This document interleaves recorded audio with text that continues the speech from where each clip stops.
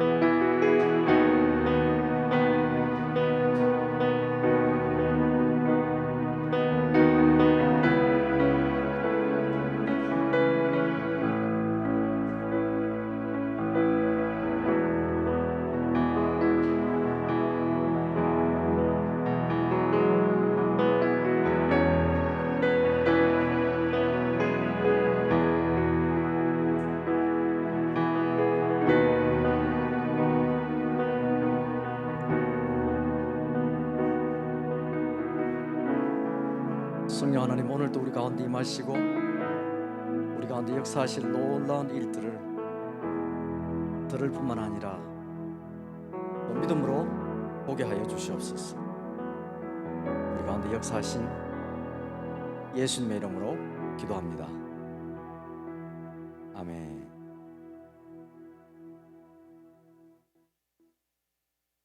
반갑습니다. 어제 하루 동안도 여러분들 하나님의 그 보호자 가운데 머무심으로 말미암아 큰 은혜의 하루가 된 줄 믿습니다. 오늘도 그런 은혜가 계속해서 연속해서 우리 가운데 역사하시기를 축복합니다. 어제 우리 그 줌으로 보고 계시는 우리 영식 간사님도 전화 주셔가지고 잘 듣고 있고 또 참가하고 있다고 말씀하시더라고요. 그래서 여러 가지로 또 함께 하지는 못하지만 그곳에서 또 온라인으로 하고 함께 하고 계신 분들 계속해서 성령께서 우리 가운데 부어주시는 은혜가 더 갑절이나 더 하기를 축복합니다. 특별히 포스트 코로나를 준비하면서 우리가 이 세미나를 열고 있는데요. 코로나 끝나면 믿는 우리에게는 어떤 충격이 가장 클까요? 지금도 충격입니다만은 포스트 코로나를 준비하면서 우리 특별히 우리 가운데 가장 크게 다가올 것이 뭐냐면, 대부분 사람들이 이미 느끼고 있는지도 모르겠습니다만은, 야, 내가 이 코로나 시즌 때문에 신앙생활 잘하고 있나? 내가 하나님과 가까워지고 있나? 이제 교회도 못 가지요. 그리고 함께 모이지도 못하죠. 그러다 보니까 우리 속에 들어오는 그런 그 예민한 어떤 죄책감, 그런 것들이 우리를 휘몰아칠 거란 말이죠. 대부분의 사람들은 한국에 있을 때는 뭐 청년회장도 하고 여전도 회장도 하고 웬만하면 대부분 신앙적으로 굉장히 아주 성숙하고 아주 정말 깊은 신심을 가진 사람들도 선교지에 오면 상당수 깨집니다. 왜냐하면 한국에 있을 때는 같이 믿음 생활도 하게 되고 옆에서 도와주는 사람도 있고 이끌어주는 사람도 있고 중보기도 해주는 사람도 많지만은 선교지에 오면 그야말로 아무도 안 해주거든요. 자기와 하나님과의 관계란 말이죠. 그러니까 아침마다 제대로 일어나지 못할 때도 너무 많은 거예요. 그러다 보면 가장 몰려오는 게 뭐냐면, 내가 이게 정말 지금까지 신앙생활 잘했나? 라고 하는 것이 가장 큰 마음에 몰려오는 그런 압도감입니다.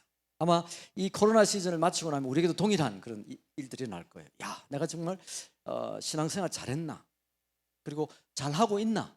내가 하나님 곁에 붙어 있나? 아마 이런 여러 가지 그런 죄책감이라든지 압박감이 몰려올 텐데요. 분명한 것은 그것이 바로 사단이 우리에게 바로 공격하는 포인트라는 거예요. 사단은 늘 우리가 죄책감을 갖게 하고 늘 우리 가운데 무엇인가 너는 잘하지 못해, 너는 정말 하나님의 사랑을 받기에 충분하지 않아, 이런 것들로 끊임없이 우리를 도전하고 우리가 하나님과의 사랑 안에서 우리를 떨어뜨리려고 하는 게 사단의 거짓말이라. 그래서 사단은 거짓말의 아비요 또 파괴자요, 늘 참수, 하나님 앞에 우리가 잘못되었다고 참수하는 자입니다. 그래서 이 요한계시록은 특별히 그런 점에서 우리가 속지 말아야 돼.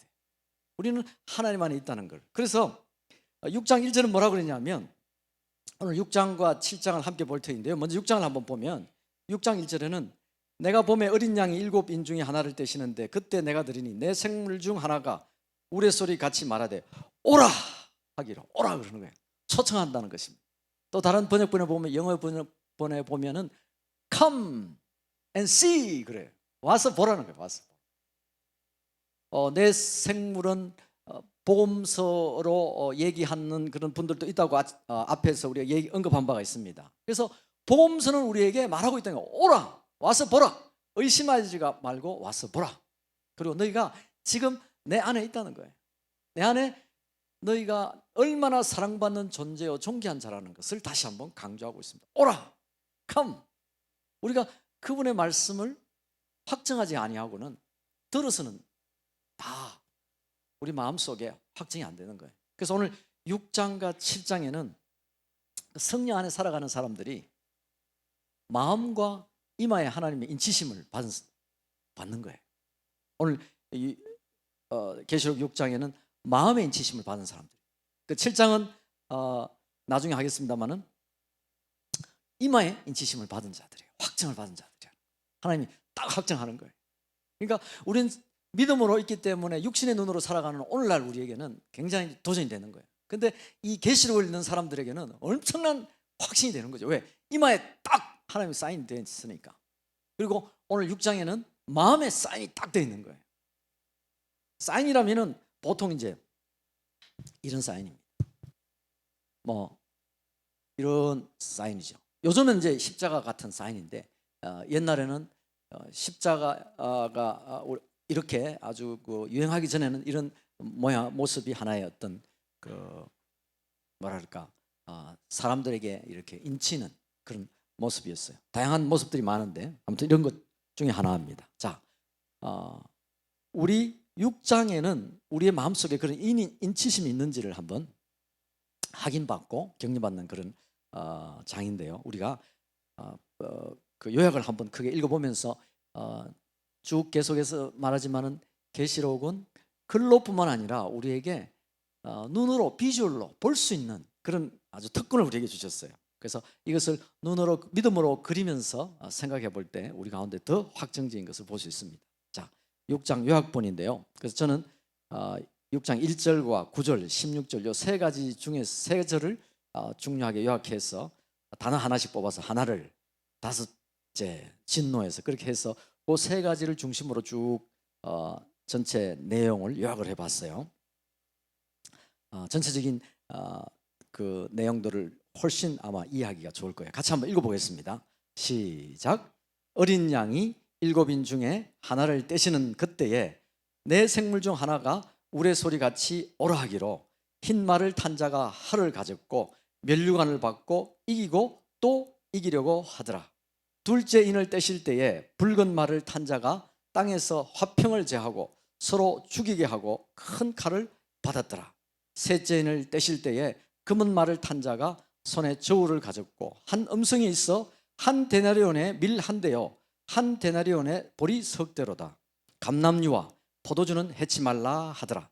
넷째 인을 떼실 때에 청황색 말에 탄 자의 이름은 사망이니 음부가 그 뒤를 따르고 땅 4분의 1의 근세를 얻어 금과 흉령과 사망과 땅의 짐승으로서 죽이더라. 다섯째 인을 떼실 때에 말씀과 증거를 인하여 죽임을 당한 영혼들이 제단 아래 있어 큰 소리로 대주제여 심판하여 우리 피를 신원하여 주지 아니하시기를 언제까지 하시려나이까. 좀 더 기다리되 죽임을 받아 그 수가 차기까지 하라 하시더라. 여섯째 인을 떼실 때에 해가 상복같이 검어지고 온 달이 피같이 되며 별들이 떨어지고 무화과 나무가 대풍에 흔들려 선과일이 떨어지는 것 같았다. 하늘은 종이축이 말리는 것 같이 떠나가고 임금들과 왕족들과 장군들과 부자들과 강한 자들은 굴과 산 바위 틈에 숨어 어린 양의 진노에서 우리를 가리우라. 진노의 큰 날이 이르렀으니 누가 능히 서리요 하더라. 자, 이 6장에는 일곱 두루마리를 임봉한 7인 중에서 6인을 떼는 장면이 바로 6장입니다. 7장에는 그 6인을 떼고 난 뒤에 사건들을 이야기하고 있고요. 8장 한 두세 절 안에 7째 인을 띄는 장면이 나오는데, 이 요한계시를 쭉 읽어보면 크게 재앙들 중에서 특징할 만한 것이 뭐냐면 세 가지 큰 재앙, 여러 가지 재앙이 있지만 그 중에 7가지의 재앙들이 반복되는 게 있습니다. 첫 번째는 뭐냐면 7가지 인봉을 뗄 때에 7가지의 인이 나오죠. 그럴 때마다 재앙들이 막 쏟아지는 장면들이 나옵니다. 그 다음에 뭐냐 하면은 바로 일곱 천사가 그 7 나팔을 부는 게 나와요. 다행히 참 재밌게 썼는데 이게 요한계시록 8장부터 이제 나팔, 한국 사람 외우기 좋죠. 8장에 이제 7개 나팔 소리가, 나팔 재앙이 시작됩니다.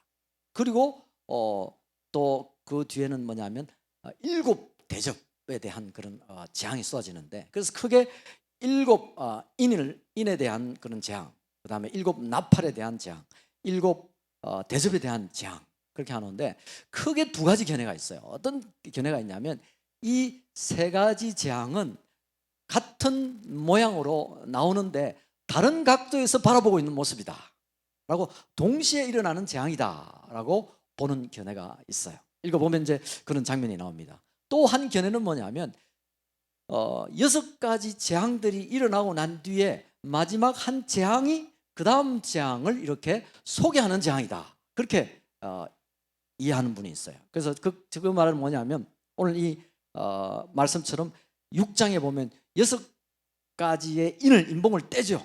인봉을 떼면서 7장 8장을 넘어가면서 8장 초에 7번째 인을 떼면서 7가지의 그 7가지의 나팔 소리가 나면서 나팔 재앙이 온다는 거예요. 그리고 6 나팔이 지나고 난 뒤에 7째 나팔을 불 때에 다시 7째 재앙을 소개하면서 7째 재앙이 같이 온다는 거예요. 그래서 보는 견해에 따라서 2가지 견해가 있지만 보는 각도에 따라서 다 어떻게 해석하느냐에 따르는데, 그러나 하나님께 주시는 재앙적인 측면에서는 어떤 시간이라든지 그런 전체적으로 흐르는 장소에서는 변함이 없는 것 같아요. 그래서 7 인, 그 다음에 7 나팔, 그죠? 그 다음에 7 대접, 동시에 일어나는 사건이다라고 보는 사람이 있다면, 또 어떤 사람은 6번째까지 하다가 그 다음에 7번째 때 다시 쭉 7째 인봉, 7째 인봉 때는 뗄 때에 첫 번째 나팔 재앙이 시작된다. 그리고 이제 6번째 나팔 재앙이 시작될 때 다시 7 대접이 시작된다. 이렇게 보는 견해가 있는데 시간과 그런 것 측면에서는 동일하게 일어나는 어떤 재앙적인 측면에서는 동일하다고 할 수가 있겠습니다. 자, 그래서 오늘 이게 보면 성경의 이제 장수로 보면 6장에서 이제 6가지 다 인봉이 떨어지죠. 그리고 여기에 7장은 그에 대한 계속해서 진행되고 8장에 가서 8장에 가면 우리 성경의 8장에 가면 이제 나팔의 첫 번째 재앙이 이제 시작되는 그런 장면들이 나오기도 합니다. 일단 한번 우리가 이 내용들을 살펴보면서 또 하나님께 주시는 격려와 또 중요한 것이 무엇인지를 한번 바라보도록 하겠습니다. 자, 언제 전체적인 이 방금 읽어보면서 어떤 우리가 믿음으로 그림을 그릴 수 있을 거예요. 그죠? 어린 양이 그 7인봉 중에 인봉 하나를 딱 떼니까 어떻게 됩니까? 말이 막 달려나오죠. 어떤 말이 달려나옵니까? 첫 번째로 흰말이 달려나옵니다. 흰말이라는 것은 어떤 그 죄로부터 씻긴 그런 모습, 그리고 승리한 그런 모습들을 의미하기도 합니다. 그 흰말이 나옵니다. 그러면서 이기고 계속 이겨가는 그런 장면이 나오죠. 그 다음에 두 번째 인봉을 딱 떼니까 그 다음에는 붉은 말이 막 쫓아나오죠. 그러면서 온 땅에 화평을 제하는 것입니다. 첫 번째 인봉을 뗐을 때 흰말이 나왔을 때는 이기면서 우리에게 격려하시는 말씀이 뭐냐면 너희는 이겼다는 거예요. 그리스도 안에서 이겼다는 거예요. 이 모든 재앙을 인도하시고 주관하시는 자는 누구냐는 거예요. 하나님이시라. 이 세상에 어떤 일이 일어나든지 어떤 좋은 것과 선한 것과 악한 것과 재앙이 일어난다 할지라도 그것이 하나님의 허락 없이는 하나도 이루어질 수가 없다는 사실이에요. 그래서 이것이 이 말씀을 읽을 때 첫 번째 받는 우리의 격려는 무엇입니까? 하나님께서 그 인봉을 떼고 우리 말씀 속에 있는 두루마기를 뗄 때에 첫 번째 일어나는 사건들이 이긴다는 거예요. 우리는 이 세상 가운데 살아가면서 이긴다는 거예요. 이기고 또 이긴다는 사실입니다. 그리고 둘째 인을 떼실 때에 붉은 말을 탄 자가 땅에서 나오는데 어떤 일이냐면 화평을 제하고 서로 죽이고 큰 칼을 받는 장면이 나옵니다. 서로 죽이는 것은 어떤 것이었겠어요? 전쟁한다는 뜻이에요. 전쟁에 지금 재앙들이 일어나고 있습니다. 우리가 전쟁의 특성은 잘 알 필요가 있습니다. 전쟁의 특성은 어떤 것입니까? 첫 번째 뭐냐면 전쟁이라는 것은 전쟁은 하나님께 속했다는 거예요. 전쟁의 특성.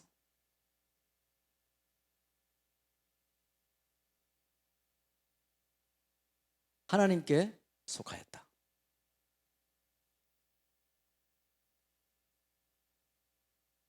계속해서 반복되는 게 뭐냐면 우리는 혈과 육으로 이 세상 가운데 싸우는 게 아니라는 거예요. 철저하게 전쟁은 하나님께 속했다는 것을 우리가 이해할 필요가 있습니다. 그러니까 이 독자들이나 우리를 읽는 우리 모두는 뭡니까? 우리가 이 세상 가운데 이길 수 있는 길은 하나님께서 전쟁하신다는 것을 명심해야 돼요. 전쟁은 하나님께 속했다. 그리고 승리하려면 어떻게 해야 되겠습니까?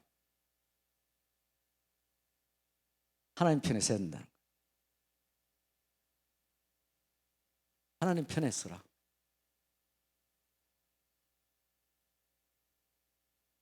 하나님 편에 선다는 것은 우리의 생각과 사고방식이 하나님 방법으로 생각해야 된다. 우리의 반응도 어떻게 됩니까? 하나님의 방법으로 반응해야 된다는 것이. 그것이 바로 하나님께 속한다는 것입니다. 우리의 삶과 영과 혼과 육이 하나님께 속하였지만 우리 삶이 우리 자신이 원하는 대로 한다면 그건 하나님께 속했다고 말할 수 없을 거예요. 그러니까 하나님께 속할 때 전쟁은 이기는 것이지만 우리의 생각과 방식 속에 살게 되면 전쟁은 어떻게 되세요? 지는 거예요. 오늘 우리 가운데 선포하시는 거 있습니다. 우리는 하나님께 속했다는 거예요. 하나님이 생각하는 방식으로. 그리고 하나님께서는 어떻게 반응할 것인가. 그게 중요한 것입니다. 그리고 전쟁의 특성은 뭐냐면 하나님이 주장하시기 때문에 우리는 전쟁의 준비를 할 때 처음이요 마지막으로 해야 되는 게 뭐겠습니까? 찬양하고 예배하는 거예요. 그죠? 찬양과 예배 없이는 하나님 나라에서 전쟁을 할 수가 없어요. 그래서 모든 시작과 끝은 이기려고 한다면 항상 찬양으로 시작해야 돼요. 찬양으로 시작하고 마무리하는 거예요. 이것이 영적 전쟁에서 이길 수 있는 비결입니다. 역대하 20장 20절에서 24절에 보면 요사밧이 모압족과 암몬족들 세일산에 있는 족속들이 연합해서 쳐들어옵니다. 그래서 요사밧이 하나님 앞에 무릎 꿇고 막 기도하죠. 하나님 어떻게 해야 됩니까? 큰일 났습니다. 다 죽게 생겼습니다. 우리는 힘도 없고 모양도 작고 근데 어떻게 큰일 났습니다. 그때 선지자를 통해서 두려워하지 마라. 하나님께서 함께 하신다면 어떤 일이 나겠냐. 그래서 막 격려하고 위로합니다. 그래서 여호사밧이 전쟁에 어떻게 한 줄 아세요? 가장 정예 부대를 앞에 세우지 않고 누구를 세웠냐면 찬양대를 세웠어요. 전쟁에서 찬양대를 세워가지고 앞으로 적군을 향해서 나갔다니까. 결국 어떻게 했어요? 이기는 거예요. 우리가 무엇을 시작할 때든지 무엇을 이루어 나갈 때든지 찬양은 우리에게 정말 중요한 것입니다. 그래서 모임할 때도 꼭 찬양부터 시작하기를 우리 축복합니다. 우리의 공동체는 그것이에요. 예. 뭐 펀드레이징을 하든지 펀드레이징 그걸 할 때든지 뭐 사역을 할 때든지 뭘 할 때든지 기도와 찬양으로 시작하지 않으면 우리는 하나님의 군대라고 할 수 없는 것입니다. 이 공동체 속에 우리가 그것은 어떤 경우에도 포기하지 않기를 원합니다. 그래서 서로 전쟁하고 할 때에 어떤 일이 일어나냐면, 근데 여기 보면 참 재밌는 거 있죠. 화평을 제하고 어떤 일이 있을 때 화평이 제해질까? 이제 둘째 인을 떼실 때에 붉은 말을 한 자가 땅에서 화평을 제하는 일들이 일어납니다. 어떻게 보면 화평이라는 것은 그리스도 안에 있을 때 화평을 경험하기를 누구든지 원할 거예요. 근데 복음서에서도 그렇지만 화평이라는 것은 항상 좋은 것만 안 해요. 마태복음 10장 34절에 보면 내가 너희에게 화평을 주러 온 줄 아느냐. 도시가 도시를 서로 대적하고 성읍이 서로 대적하는 그런 때가 온다는 것입니다. 이제는 왜냐하면 가끔은 우리가 거짓 화평 속에 머물 수가 있다는 거예요. 진정한 화평은 오직 그리스도 예수 외에는 화평이 없다는 거예요. 그러나 그리스도 이외의 화평은 그것은 분명히 무엇이겠어요? 거짓 화평이라는 거예요. 거짓으로 맹약하고 서로 안전을 보장해주고 있다. 그것도 때가 되면 실체가 드러나서 흔들어서 실체가 드러나서 결국은 모든 것이 드러나게 되어 있다는 거예요. 내가 너희에게 화평을 주러 온 줄 생각하지 말아라. 예수님께서 그러셨습니다. 우리는 시대가 어두울수록 배신이 많아지고 타협이 많아집니다. 그럴 수밖에 없어요. 사실은 힘들고 어려운 시절이 어떤 일이 나겠어요. 서로 자기만을 바라보기 때문에, 안전을 바라보기 때문에 배신할 수밖에 없는 거예요. 2차 대전을 기억하십니까? 2차 대전 때 유대인들이 600만이나 죽었어요. 그런데 600만을 어떻게 찾았을까요? 물론 유대인들이 이거 보면 조금 다르게 보이긴 해요. 일반 그 서양 사람들하고 좀 달라요. 그럼에도 불구하고 어떻게 찾아요? 한국 사람도 이렇게 찾기가 쉽지 않단 말이죠. 우리가 일본 사람 오면 일본도 족속이 여럿이라 그러는데 찾기가 어렵단 말이에요. 근데 그 유대인 600만을 어떻게 찾았을까요? 그 유대인들을 숨어있는 그 유대인들을 찾아낼 때 사용한 사람들이 누구냐면 바로 유대인 동족들이에요. 동족들을 사용해서 다 찾아냈습니다. 상황이 어려울 때는 평화가 다 흔들리는 거예요. 다 깨질 수밖에 없는 거예요. 그렇지만 오늘 이곳에 주는 메시지는 뭐냐면 그럼에도 불구하고 우리는 어떤 방식입니까? 하나님 편에 서는 것, 하나님의 방법, 하나님의 방법으로 반응하는 거죠. 하나님의 방법은 어떤 것입니까? 내가 배신을 당하고 그리고 애매한 고난을 당할지라도 원망하지 말라는 거예요. 하나님 우리를 원망하는 사람으로 말하지 않고 있습니다. 오늘 이 계시록이 쓰여질 당시에는 수많은 그리스도인들이 죽어가고 있습니다. 그리고 정부의 로마 황제의 그런 칙사들은 곳곳에 숨어있는 그리스도인들을 찾아낼 것이, 다른 사람이 고자질해서 들킬 수도 있고 자기 스스로 잡힐 수도 있지만, 그러나 그들을 원망하지 말라는 거예요. 왜? 우리는 더 높은 곳을 향해서 살아가고 있다는 것입니다. 서로 죽이고, 그리고 죽이고 큰 칼을 받아서 엄청난 그런 아픔의 시간들이 일어납니다. 우리는 누구나 인간의 연약함이 있다는 것을 이해할 필요가 있어요.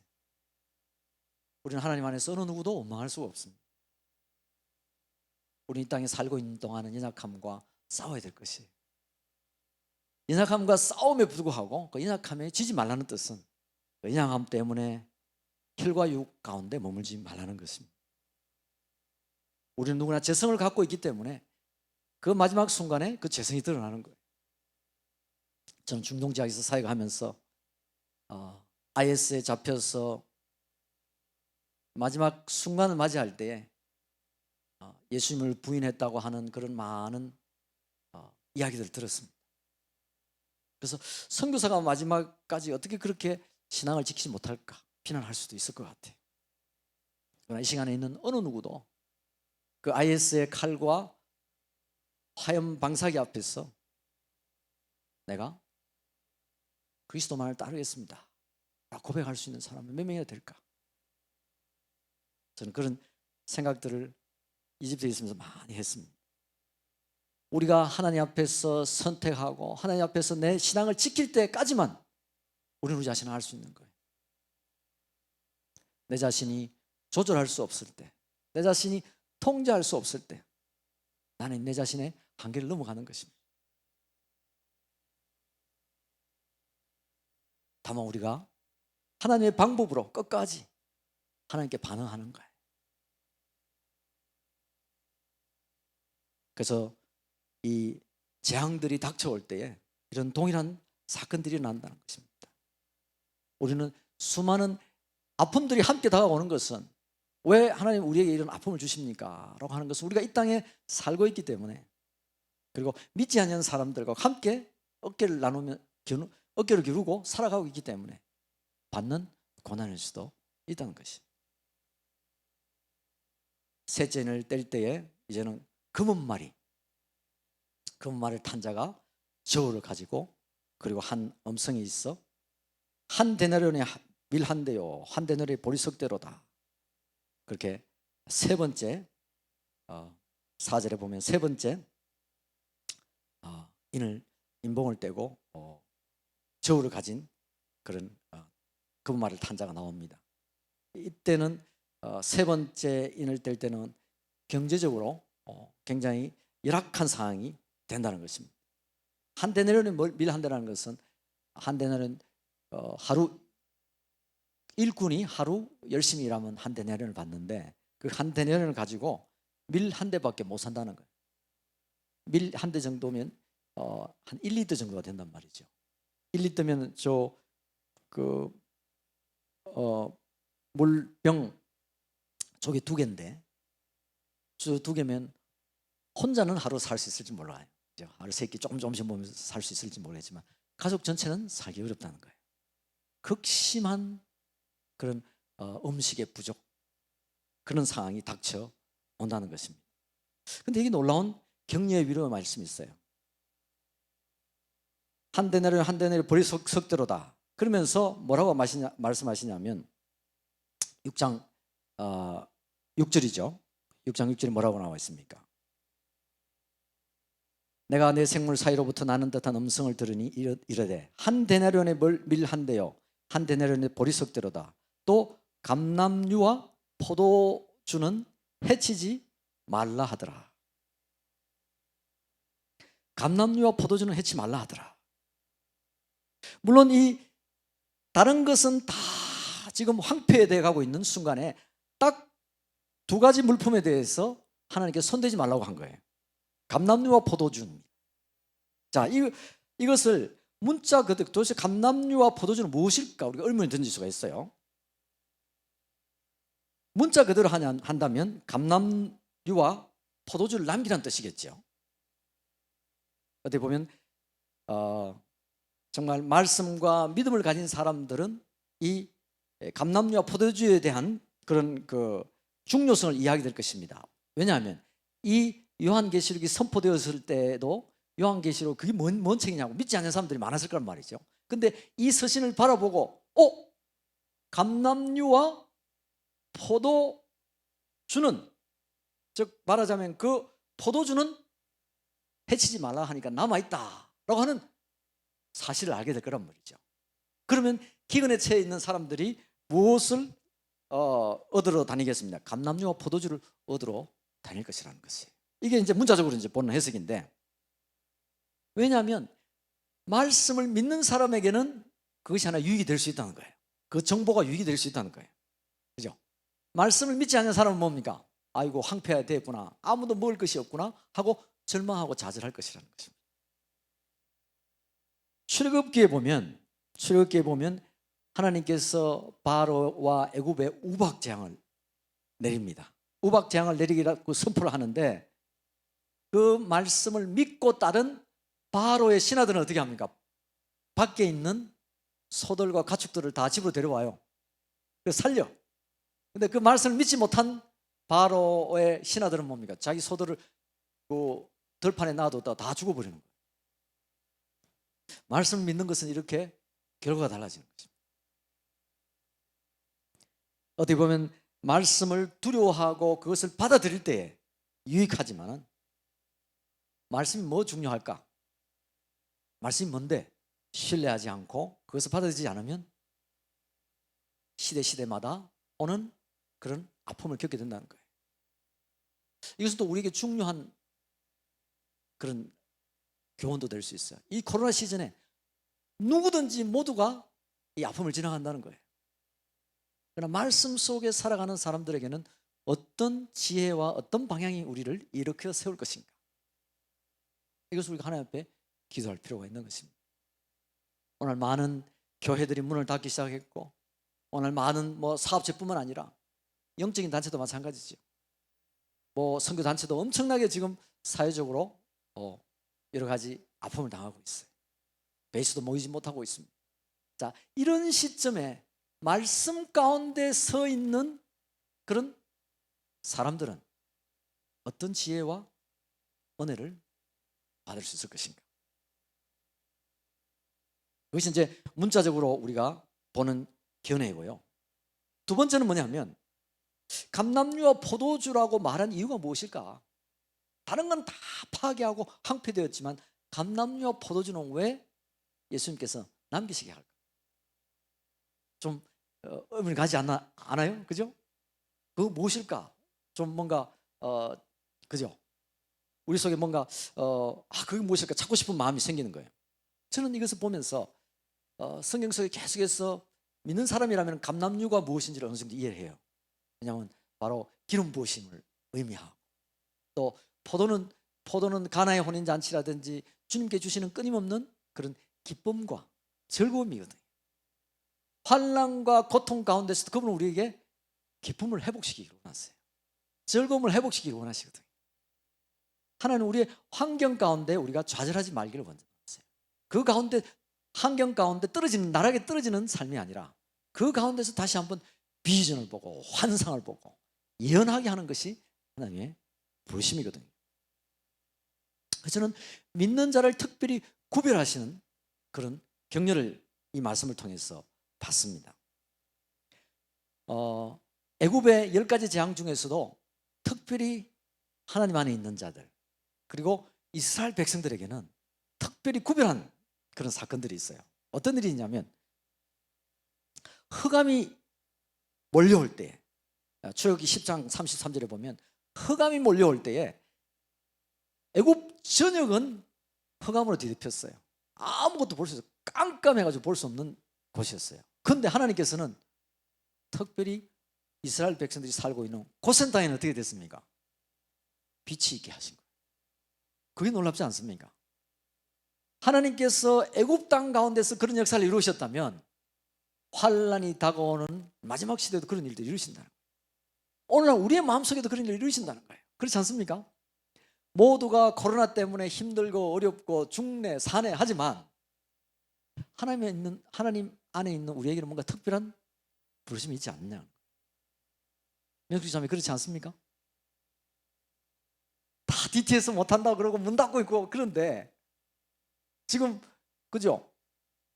조이풀 DTS가 지금 하고 있으면서 아직 안 마쳤죠? 네. 이제 마지막 그 전도여행 중인데 그들 속에 일어나는 여러 가지 간정들, 하나님 하시는 말씀들이 색다르다는 거예요. 하나님 안에 있는 백성들을 특별히 구별하시는 특별한 사랑을 우리가 경험한다는 것입니다. 흑암재앙뿐만 아닙니다. 파리재앙도 마찬가지예요. 파리들이 그 애굽 땅 가운데 5만 대 파리예요. 지금도 그때 파리가 아직도 남아있어요. 이집트 가면. 그 파리들이 많은데 그런데 이스라엘 백성들이 있는 곳에는 파리들이 하나도 없다는 거예요. 이거 놀랍지 않습니까? 하나님께서는 사랑하는 백성들 그리고 그의 말씀 안에 있는 자들을 보호하신다는 것이. 그래서 하나님께서 특별히 오늘 감람류와 포도주는 해치 말아라. 그리스도 안에서 그 기쁨을 잃지 않은 자 그리고 끊임없이 예수님 앞에 기름 부음을 받기를 원하는 자, 우리 개인적으로 그래야 될 것이고 우리 베이스의 공동체 가운데 그런 끊임없는 갈망을 가진 자는 하나님께서 특별히 구별하여 보호하신다는 것입니다. 시간도 안 되고 뭐 아침 저녁도 우리가 갈 수도 없고 나갈 수도 없으니까 우리가 시간을 다 허비할 수도 있지만 그러나 이때일수록 찬스다 그러면서 기도하고 또 말씀을 보면서 하나님 앞에 점점점 보좌 앞에 나가는 그 삶은 분명히 구별된 삶이요, 이 코로나의 재앙과 거슬러 올라가는 그런 삶을 살게 될 줄로 믿습니다. 그래서 지성소 예배도 끊이지 않은 그런 모습은 참 격려를 많이 받습니다. 그것이 기름 부으신 자들을 해하지 말고 하나님께서 계속 격려해 주시고 위로해 주는 그런 말씀을 보는데요. 자, 이런 사람은 어떻게 알 수 있을까요? 여기 보면 바로 9절에 있습니다. 이런 사람은 어떤 사람이냐면 9절에 다섯째 인을 떼실 때에 내가 보니 하나님의 말씀과 그들이 가진 증거로 말미암아 죽임을 당한 영혼들이 제단 아래에 있어서, 제단 아래에 있습니다. 즉 말하자면 마음의 인치심을 받은 자예요. 예수님에 대한 증거와 말씀을 날마다 사모하는 그런 자들이 기름 부으심 받은 자들이라는 것입니다. 여기 보면 한 네 가지로 쭉 나와 있는데요, 마음의 인치심을 받은 자들은 말씀과 예수님의 증거를 가진 자입니다. 그 사람은 누리기만 해도 예수님에 대해서 말씀할 수 있는 자.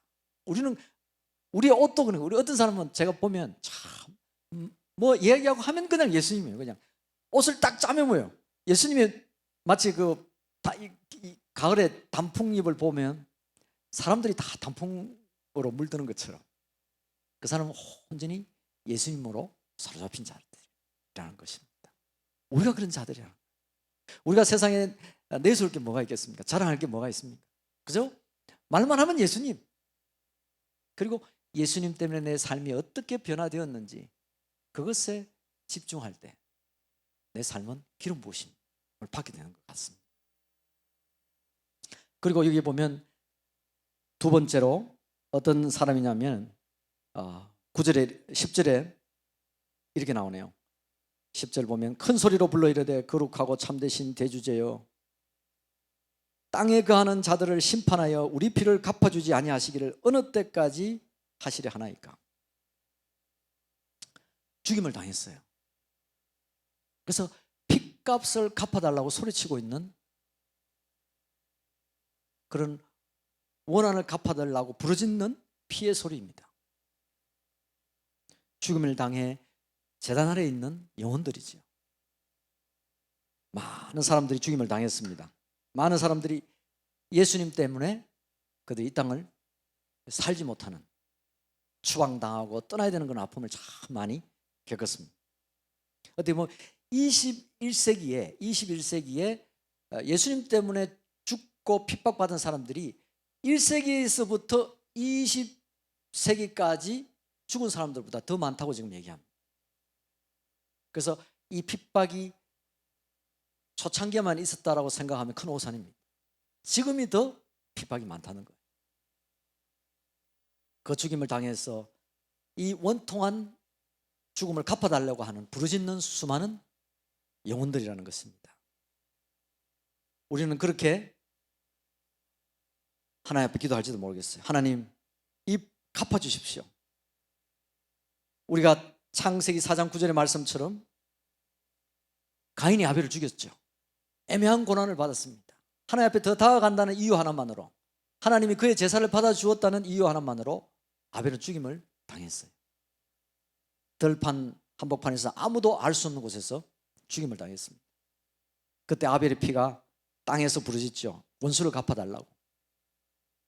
아마 이거는 너무나 평범하고 우리가 이 땅에서 아픔을 당한 자들의 지극히 상식적인 부르짖음일 것이에요. 그런데 우리가 전쟁에 이기는 하나님 편에 서는 방법은 어떤 것이겠습니까? 십자가에서 마지막 숨이 끊어지시면서까지 예수님께서 하시는 말씀이 우리의 반응인 것 같아요. 우리의 반응해야 될 것 같아요. 하나님, 저들을 용서해 주시옵소서. 저들은 자기들이 무엇을 하는지 알지 못하나이다. 그것이 바로 하나님과 하나님 안에 내가 있고 하나님의 전쟁에서 이기는 그런 반응일 것입니다. 로마서 12장 19절에서 20절의 말씀 보면, 사랑하는 자들아, 친히 원수를 갚지 말아라. 우리는 원수 갚는 자들로 부르심 받지 못했습니다. 하나님의 진노하심을 맡기기를 이야기를 하죠. 바로 선함으로 응답하는 것입니다. 그럴 때 숯불을 머리 위에 올리는 것이라고 얘기하고 있습니다. 저는 아침에 곰곰이 이 말씀을 여기 오기 전에 묵상해 봤어요. 숯불을 머리 위에 올린다는 것이 무슨 뜻일까? 숯불을 머리 위에 올린다. 숯불을 머리 위에 올리면 엄청 뜨거울 것 같아요. 어떤 일이 일어난지는 여러 가지 상상이 있을 수 있겠습니다. 분명한 것은 우리가 원수 갚는 자로 부르심 받은 것이 아니라 하나님께 맡기는 자로, 오히려 그들이 배고프면 먹여주고 그들이 목마르면 마시우게 하는 그 부르심이 우리의 부르심이 아닌가 생각이 돼요. 그래서 우리 가덕 베이스에 온 사람들 모두가 마음이 좀 넓어진다고 합니다. 세상에는 사람 사는 곳이든 다 그렇겠지만 이것저것 해야 되고 이것저것 지켜야 되고 이것저것 이루어야 되고 참 할 것도 많고 우리가 지켜야 될 것도 많고 부담이 될 때도 참 많을 것 같아요. 그런데 가덕 베이스 오면 부담 많이 없다 그래요. 그렇습니까? 다른 데 비교해서 그렇습니까? 아니에요. 오는 사람 거절하지 말고 가는 사람 축복하고 그런 것들을 우리가 선한 반응이 아닌가 싶어요. 우리의 것을 우리 것이라고 내가 주장하지 않고 그런 하나님의 방법은 어떤 것일까? 우리의 공동체 또 소그룹 모임에서 좀 나눠보면 좋을 것 같아요. 우리 속에 서로 마음 상하게 하는 것이 있다면 무엇인가? 그 마음 상하게 하는 것들을 어떻게 풀어줄 것인가? 나의 것을 주장하게 되면 상대방은 상하게 되겠죠. 그러나 내 것을 주장하지 않으면 상대방은 좀 여유가 생길 것 같아요. 하나님께서 개입할 수 있도록 해보자는 거예요. 물론 이것이 이상적인 세상일 수도 있어요. 그래서 하나님은 천국이 이미 너희 가운데 임하였느니라고 말하지만 천국이 너희 안에 있다라고 말씀을 안 하셨어요. 네, 때로는 우리가 이상적인 그것을 추구해 가고 있는 사람이에요. 우리가 얻었다 함도 아니요, 그것을 취했다 함도 하면 아니지만 예수님께서 우리에게 가르쳐 주신 그것이 있기 때문에 그런 증거를 향해서 우리가 한번 애써보는 것입니다. 왜 원수로 갚지 말아야 될 것입니까? 분명 같아요. 왜? 원수 같은 사람들도 언젠간 돌아올 수 있다는 가능성이기 때문입니다. 사도 바울도 그렇게 우리를 원수같이 우리를 예수 믿는 사람을 못 살게 굴고 죽였던 그런 살인자 아닙니까? 그렇지만 그가 돌아왔을 때 어떤 놀라운 일을 이뤘어요. 언젠가는 그들도 우리의 형제와 자매가 될 것이기 때문에 주님은 기다리시는 것이 아닌가 싶습니다. 그리고 한 가지 주님께서는 또 이렇게 말씀하십니다. 11절이죠. 11절에 각각 그들에게 흰 두루마기를 주시며 이르시되 아직 잠시 동안 쉬되 그들의 동무종들과 형제들도 자기처럼 죽임을 당하여 그 수가 차기까지 하리라. 순교자의 수가 차기까지 인내로 기다린다는 것입니다. 인내라는 것은 사랑할 때 그게 아름다워져요. 사랑하지 않으면 못 기다립니다. 그죠? 사랑하지 않으면 왜 지금 안 와? 지금 몇 시인데 안 오냐고. 그럴 수 있을 거예요. 그러나 사랑하는 자가 다 함께 수가 차기까지 내 혼자만 그런 아픔을 당하는 게 아니라는 거예요. 그런 아픔 당할 수 있는 수많은 사람들이 온다는 거예요. 올 때까지 기다리자는 거예요. 혼자가 아니고. 그러나 이 시간은 잠시가 될 것이라는 거예요. 우리가 이 땅에 있으면 육신적 삶을 살고 있기 때문에 뭐 하루가 천년 같아요. 그죠? 그러나 열린 하늘문 가운데 하나님의 임재함 가운데 사는 사람은 천년이 하루 같은 거예요. 그죠? 이게 참 중요한 것입니다. 그래서 하나님은 하늘문을 여시고 우리 가운데 올라오라 그러시거든요. 천년이 하루 같은 그 사랑의 마음으로 살아가기 원하시는 거예요. 그래서 그분 안에서 인내로 우리가 혼자가 아니라는 것을 기다릴 때에 우리에게는 특권이라는 거예요. 그것이 오히려 특권이요 선택받은 자가 누릴 수 있는 그런 경험이게 될 줄 믿습니다. 그것이 바로 우리가 완전한 승리를 얻는 거예요. 하나님은 우리가 그냥 한순간에 승리를 얻기를 원치 않으세요. 완전한 승리를 얻기를 원하시는 거죠. 다 채워질 때까지. 그래서 지금은 우리가 겉으로 볼 때는 좀 좋아진 것 같고 어떻게 보면 이루어진 것 같고 그러지만 이게 성공이다라고 생각하는지 모르지만 하나님은 그런 승리가 아니라 완전한 승리를 주기를 원하세요. 그래서 길고 짧은 것은 끝까지 가야 돼요. 우리 베이스 안에서도 이런 일 저런 일 조금 생길 수 있겠죠. 그게 다가 아니라는 거예요. 가정에서도 마찬가지 아니겠어요? 툭닥툭닥 할 수도 있지 않겠어요? 자녀들과 부모 사이도 마찬가지 아니겠습니까? 성장 과정에 툭닥툭닥 할 수 있는 거예요. 그러나 그 모든 것이 기다림의 시간이 될 것이라고 그렇게 말씀하고 있습니다. 그 모든 주님 바라볼 때에 주님 안에서 모든 인내 시간들이 정말 천년이 하루처럼 느껴질 때에 돌파와 진정한 승리가 있는 것입니다. 우리만이 겪는, 내만이 겪는, 나 혼자만이 아파하는 고통을 받는 시간이 아니라 우리 모두가 그 고통 가운데 있다는 것입니다. 그럴 때에 놀라운 그 삶 속에 딱 경험하게 될 때에 반전의 역사가 일어나는 거예요. 어떤 반전의 역사가 일어납니까? 15절입니다. 땅의 임금들과 왕족들과 장군들과 부자들과 강한 자들과 모든 종과 자유인이 굴과 산들의 바위 틈에 숨어 이제 세상 가운데는 강한 자들과 그죠? 장군들과 왕족들이 큰 소리치며 살아가던 세상인데 이제는 이들이 바위 틈에 숨었어요. 그래서 말하기를 산들과 바위에게 말하되 우리 위에 떨어져 보호자에 앉으신 이의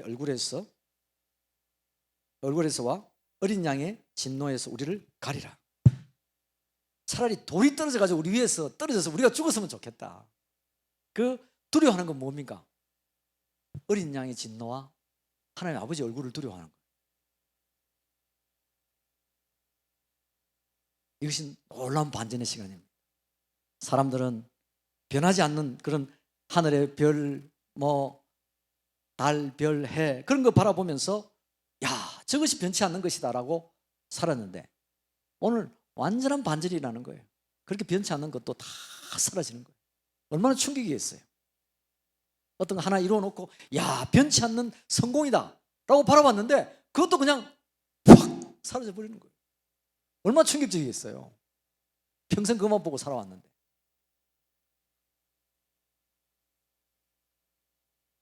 아름답게 보였던 모든 것도 오히려 지금은 트라우마가 되는 거예요. 반전이 되니까 다 지나가 버립니다. 깨지고 부서지고 항폐화되고 다 우리가 가치 있다라고 생각했던 모든 것들이 사라지는 순간에 깨지고 부서지고 가치 없는 것으로 변해버립니다. 그걸 가치 있다고 생각하고 그걸 바라보고 평생 살아왔고 그것이 모든 것의 가치라고 생각하는 사람들은 트라우마하고 충격이 되는 거예요. 그러니까 어떻게 얘기합니까? 어린 양의 그 모습에서 우리를 못 보게 해주십시오. 가려주십시오. 가려주세요. 그 하나님의 얼굴을 못 보게 해주십시오. 피하게 해주십시오. 그렇게 두려워하는 거예요. 두려움이 완전히 바뀐 거지.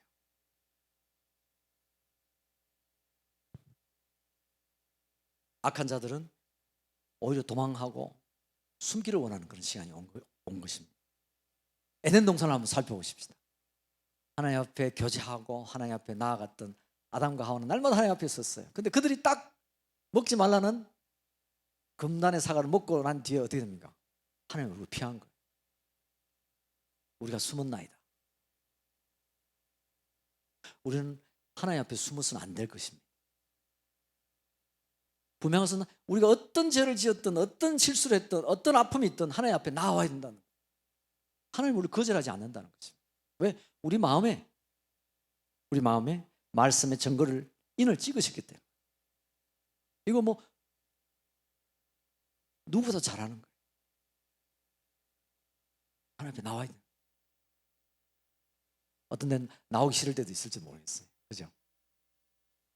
집에 아침에 부부일 경우 부부가 싸우면 아침에 나오기도 힘듭니다. 그죠? 마음이 안 편해가지고 애들하고 싸우면 참 나오기 힘들 거예요. 동료하고 싸우면 나오기 싫죠.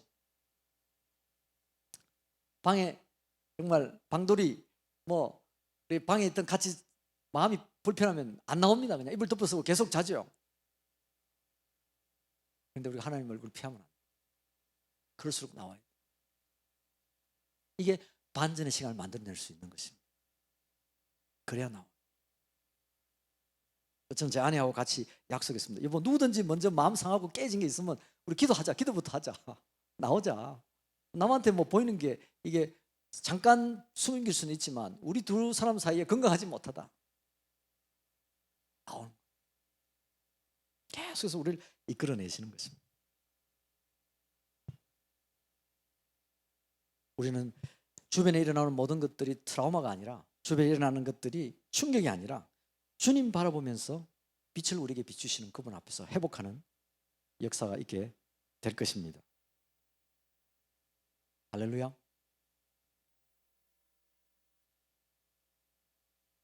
그래서 오늘 우리는 기름 부음 받은 자들이라는 것. 그리고 그 증거가 어디 있냐? 우리 마음에 증거를 받았다는 사실. 그 증거의 흔적은 뭐냐? 반응은 뭐냐? 우리 하나님 앞에 얼굴을 숨기지 않는다. 예수님 앞에 예배하고 찬양하러 나오는데 우리가 피하지 않는다 사실.